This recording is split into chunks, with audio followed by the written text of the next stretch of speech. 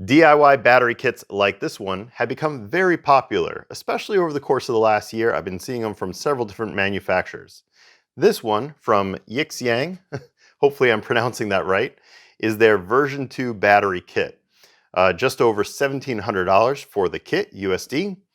And with the 314 amp hour lithium iron phosphate cells, that comes out to just over 16 kilowatt hours of capacity, which is about $107 per kilowatt hour. And that's the attraction for these kits. You get them for less expensive per kilowatt hour compared to pre-built batteries. But how good are they? Well, we're going to test a few things. And yes, I'll show you the assembly of it, and we'll make sure there's no gotchas in the assembly process, but I really want to test these. So the capacity test is of course going to be the big one that I'm concerned with. Should be over 16 kilowatt hours, so we'll check that with the Victron Smart Shunt. Also, I'm not going to do a manual top balancing. Instead, we're just going to throw the cells in just the way they come straight out of the box, and we'll see how well the BMS can top balance all of the cells together. It says it can do 200 amps continuous, so we'll test that. And if all of that pans out great, then we'll put the battery into my DIY battery cabinet over here. So here we go.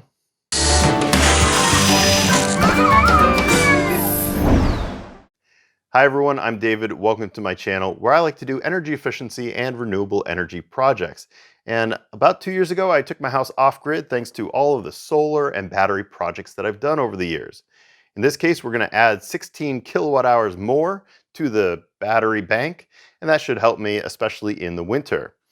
Well, let's talk about some of the features of this DIY battery box. First off, it's stackable. There's 4 little feet that it's sitting on, and on top, on the lid, there's 4 holes drilled.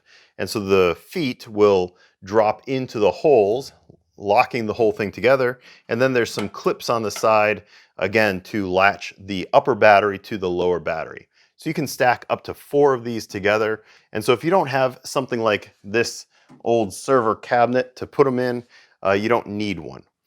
Now this kit can take 280 amp hour cells up to I think 320 amp hour cells. The kit that they sent me came with these 314 amp hour lithium iron phosphate cells.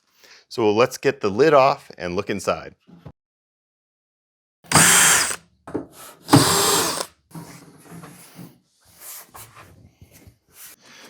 Looks like we have our insulators.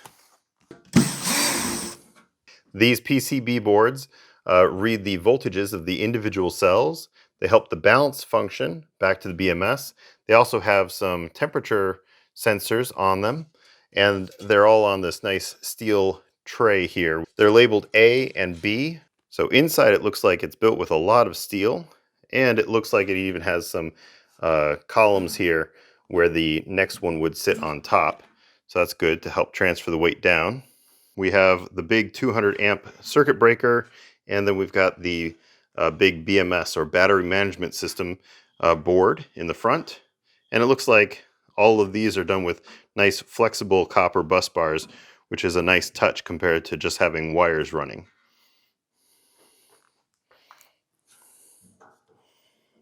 Over here, this doesn't look like brass. The jumper between these 2 positive terminals, that actually looks like copper. On the front of the box, we have a pair of positive, a pair of negative, on-off switch, nice big circuit breaker.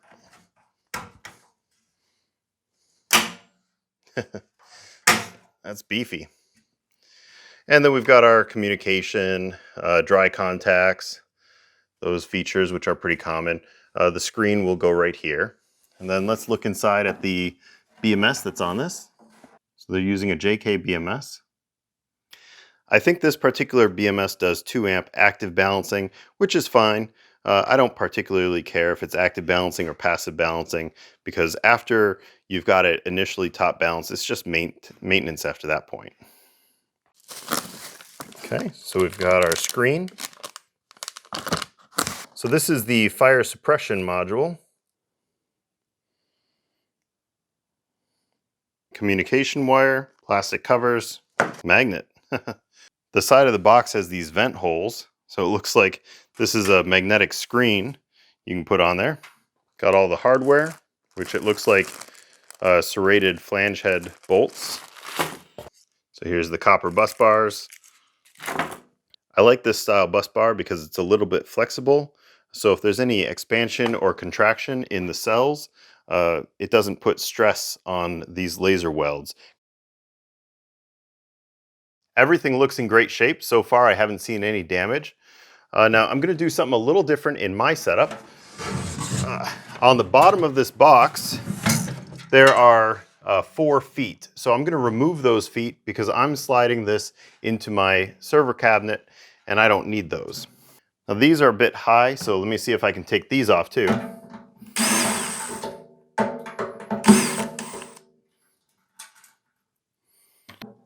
Okay, great. This hardware came off the side, so I can save that for some other project. Now that we have finished the overview of all the parts, I'm excited to finally start putting it together. I have checked that all these screws that are on the bus bars up here on the BMS and the terminals, they're all tight. They don't need adjustment.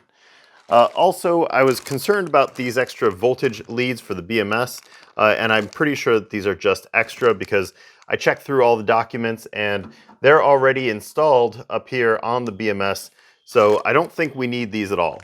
Also, the instructions were a little bit unclear about this little fire suppression unit. I think I want to put this in before I put in any cells because it's going to go over here on the side, and when I test fit some of these cells in there, it looks like they're going to obscure getting this in place. So we'll start with the fire suppression and then move on to these epoxy boards. So we have some long epoxy sheets. 2 of them are a little bit narrower, so they must be for the floor, and then 4 of them are a little bit taller. So let's put in the ones on the sides first. It looks like some double-sided tape here.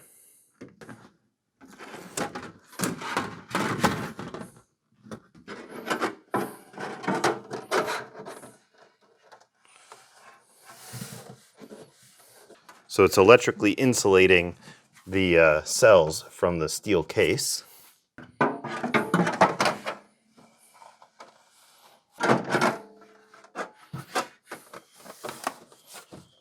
So I believe they just drop in the floor.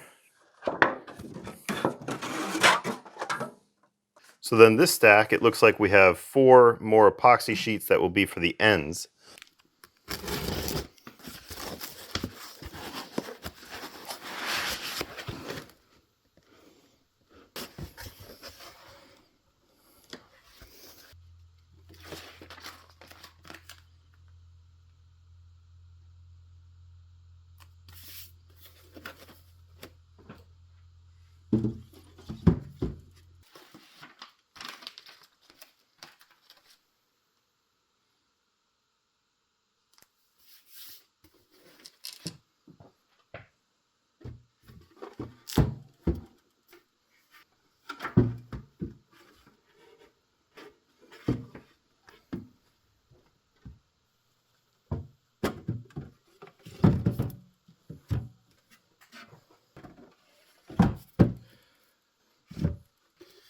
Okay, so this one, foam and epoxy board.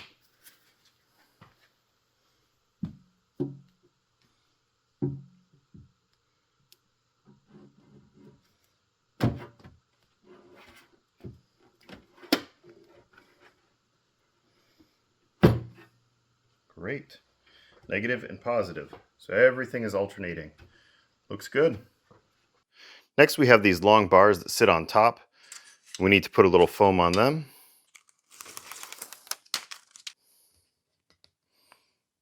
Here's the diagram. Yep. So A goes on this side. Okay, I'm going to leave these loose for a second, just until I get all 4 in. I have the clutch setting pretty low, just at 5 right now, and if I need to tighten it by hand, I can later.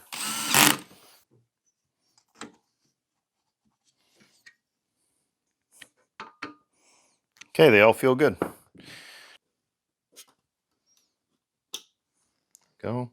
The first bolt is in, And then the second bolt is going to need this voltage sense wire going to it. So the two will go together. I like that this kit is using 2 bolts for each connection instead of a single stud coming off the battery. I think this is nicer.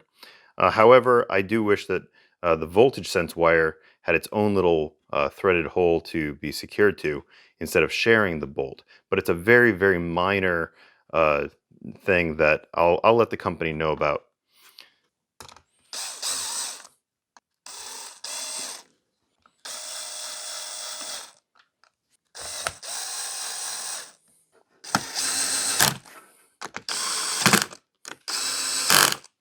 This is a positive wire that powers the BMS, and so it needs to also go up here.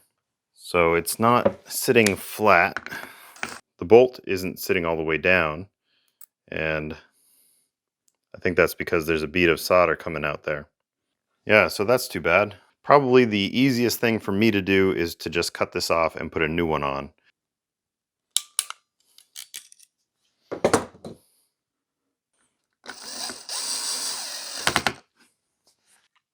The instructions say 5 to 6 Newton meters. Well, my big torque wrench doesn't go down that low, so I'm going to use my torque screwdriver. I've got it set to 5 Newton meters.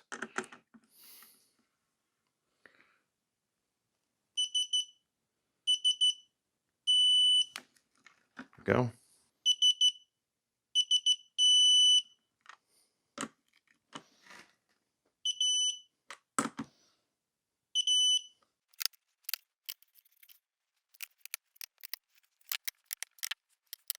All right, with all these bolts torqued down, the very last thing to do is this big bus bar in the back. And this is where things start to get a little bit more dangerous. There we go.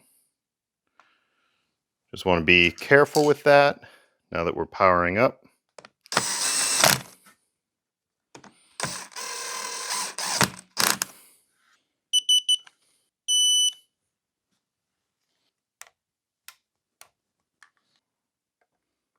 $52.7 volts. Okay, so now we'll get this BMS screen in place. I'm going to turn on. Oh, there we go.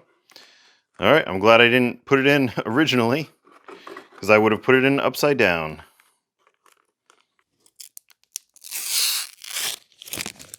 Oh, nice. So this is the charger I'm going to be using. It's the EG4 Chargeverter. So let's go ahead and get this hooked up. And this is set to 80 amps. Okay, so it's going to climb until we reach 80 amps.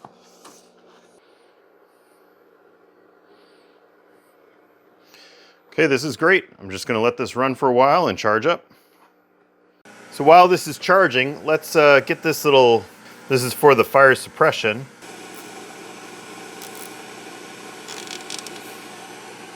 So the battery has been charging off of the Chargeverter for at least a couple of hours now. So let me get the thermal imaging on here and we'll see if there's any hot spots. Well, great news. We're almost done charging. One of the cells hit 3.6 volts for a moment, so I shut everything off and I changed the setting on here, so we're down at some pretty low amperage right now. So I think, so this is showing up as 2.6, 2.8 amps. I also connected this old phone up to it. We can see that it's balancing. When the blue is blinking, it means that it's drawing from it and charging up the capacitor in the balancer. There you go. So now that it's blinking the red one, it is charging that. So it drew from the high cell and is now charging the low cell. So this is what an active balancer is known as. Okay, so I'm going to change some of the settings. All right, so this setting right here, it says start balancing voltage at 3 volts currently. So we need to change that. That is far too low. So let's change that to maybe 3.5 right now and accept. If the balancing function in a BMS is trying to balance the cells when they're at a very low state of charge, which 3 volts is almost dead, so that'd be like 5% state of charge, that would compete with balancing the cells when they're at a high state of charge. Good morning, everybody. It is the next day, and overnight I just let this battery continue to top balance. We started off at about 200 millivolts in difference between the highest and lowest cell voltage. And now, the next morning, it is about 87 millivolts difference. And that was letting the charger just float at 57 volts. Probably just going to be another 10 or 12 hours of top balancing and it'll probably be done. But I'll do that at another time. So let's get on to testing it. It's 100% state of charge at this point. I'm going to hook up my load bank, which I built. And this is just a big 55-gallon drum of water with a bunch of water heating elements and DC rated circuit breakers. All right, this currently says 0 amps. So let's start kicking some things on and see what we can get.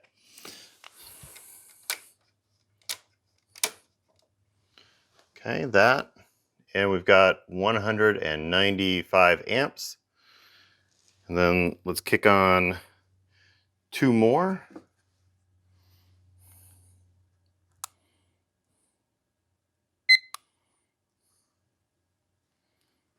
Okay. So let's kick these 2 on and start the timer. And by the way, the wires for the charger are shut off on the circuit breaker, so there's no current being put in by the charger. We are currently drawing 202 amps from the battery into the load bank. We're at 5 minutes now and it still hasn't shut off. So this has changed from an overcurrent test to just a current test. We're at 202 amps and that's clearly not enough to trigger the BMS to shut off. So we'll just let it run until it either does shut off or maybe half an hour or so, and then I'll shut it off on my own and terminate the test and let everybody know what our results are. Welcome back, everybody. Well, it turns out the BMS finally did shut off due to overcurrent protection. It threw a little alarm, it counted down 30 seconds, and then turned itself back on. So it had an overcurrent protection alarm for 30 seconds on the phone. But the funny thing is that it lasted 29 minutes at 202 amps. So I was getting ready to set up the camera and film the success of a half-hour runtime. We didn't quite get there, but that is actually pretty impressive that it was able to do 202 amps for 29 minutes. The reason why knowing the current capacity of the battery is so important is when you're just getting into this. Now, I built my DIY battery bank over the course of years, so I get it. You don't just immediately start off with this many kilowatt hours.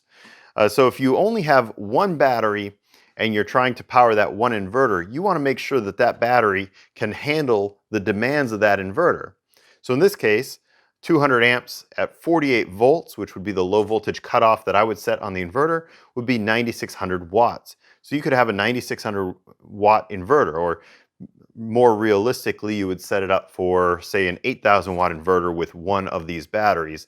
And you could get by a little bit until you eventually build up your battery bank a little bit more as you need the capacity in kilowatt hours. But this can at least get you going with a battery backup system. So I would call this test a success. It did shut off at 29 minutes, but I was going to shut it off at 30 minutes. Right now, everything is hot because we just finished a half hour of discharging at 200 amps. So I'm going to re-torque everything at that 5 Newton meters.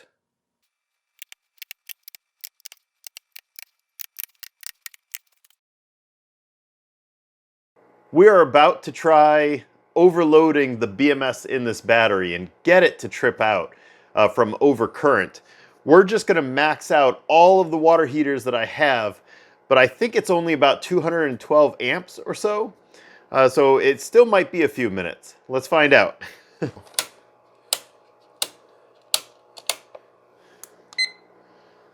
Okay, started the timer. It says here 216 amps.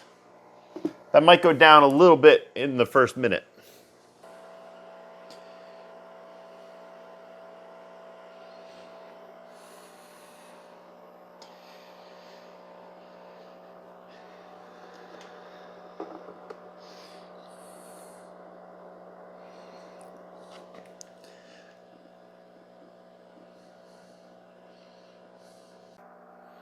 All right, and there it goes. 5.5 minutes and it just dropped to 0 amps. Next up is the capacity test. These cells are listed as 314 amp hour cells. Each cell is a nominal 3.2 volts. 16 cells in series gives us 51.2 volts. We multiply that and we should have just over 16 kilowatt hours, or 16,077 watt hours. Now we want to test this over the course of 5 hours. That's the standard test. So that means when I put the load on it, on this load bank, we should be aiming for about 63 amps. So we're probably going to be slightly above that when I first turn it on, and then it'll settle down a little bit as it goes. So 63 amps should give us about 5-hour discharge time. We're fully charged up. We'll be monitoring everything using this shunt. This is a Victron Smart Shunt. It'll be connected through Bluetooth to the cell phone, so we'll be able to monitor it. And when we first turn everything on, we'll zero out the cell phone so we have a good reading. Here we go. This is on the Victron app. So if we scroll down and we hit reset, we're going to zero out the history here, and then we'll have all zeros, and this is the discharged energy right there. That's the one that we're going to be watching. And we're charged up. This is reading 99%, but we did charge it right up until the charger here shut off. So we're just going to switch on some circuit breakers until we hit 63 amps. There we go. That might do it. Like I said, it's a little bit higher right now, and then it should settle down. So once the heating element gets a little bit warm, then the amperage comes down a little bit, and then it eventually just settles. This is showing 62.8 amps on the screen there, and 64 amps over here. And ignore the state of charge reading on this app because it's not calibrated to this battery. Well, great news. The test is almost done and it looks like it's going to be a big success. Remember, these are rated as 314 amp hour cells. Currently, we just discharged 314 amp hours. It says 16.2 kilowatt hours discharged, so we're doing great there. We are still discharging 61 amps into the load bank, the 55-gallon drum, and that thing is about 180 degrees Fahrenheit right now, and this all looks great. So 176 Fahrenheit or 80 Celsius. And I believe this is going to shut off very soon. As soon as that low cell there hits 2.5 volts, then we should shut off. Just a few more seconds, that cell there is going to hit 2.5, the BMS will shut off. We've got 321 amp hours, 16.5 kilowatt hours. Just amazing.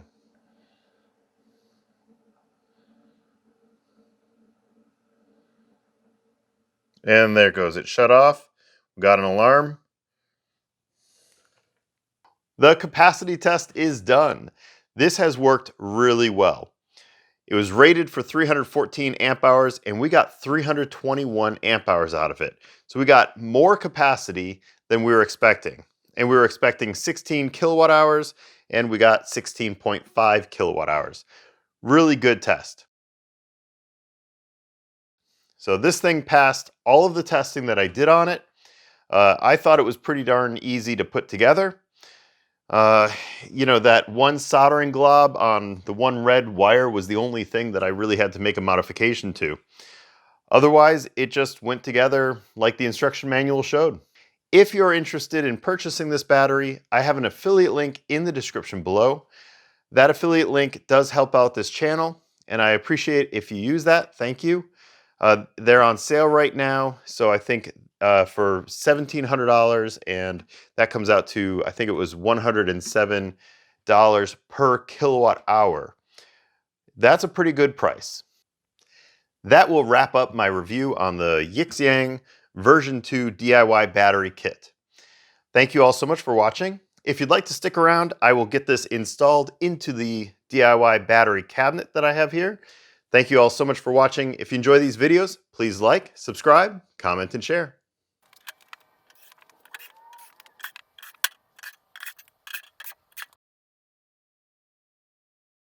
Let's get the new battery installed in my DIY battery bank. Now, I made this from an old server cabinet. I believe it's APC brand. I bought it for $75 a few years ago because it was just being taken out, decommissioned. They would scrap it, or I bought it from a recycling center for 75 bucks. And I looked up the specs on this particular one with the 4 big rails going up and down, 4 big columns. This thing can hold 2,000 pounds on casters or 3,000 pounds if it's bolted to the floor. Now, when I went to try to find shelves that I could purchase, it turns out they're very expensive, and a lot of the shelves that I was finding had a weight limit of about 150 pounds, and the thing is that some of these batteries weigh 250 pounds. So instead, I decided to just make my own. So the shelves here are made from angle iron. This one is a 2-inch angle aluminum, and then I think I have some steel angle iron down here that I painted. And then I used carriage bolts. So I just drilled through the rail and the support column and bolted it using a carriage bolt and a big flanged nut on the back side. As far as the carriage bolt, that requires a square head, so I drilled the circle and then used a file in the aluminum to square it off. The plywood in here, I'm sure a lot of people are going to notice that.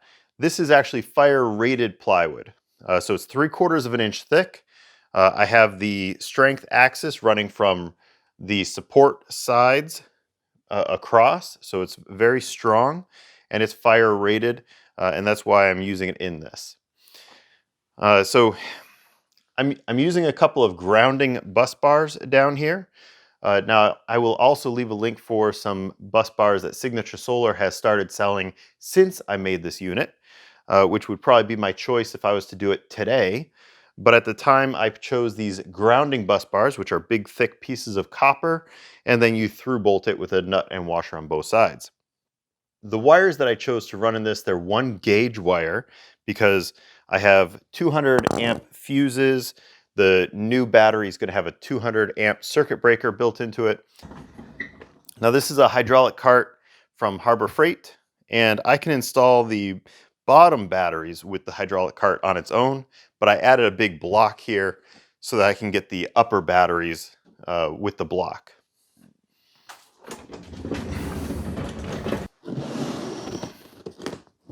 Go.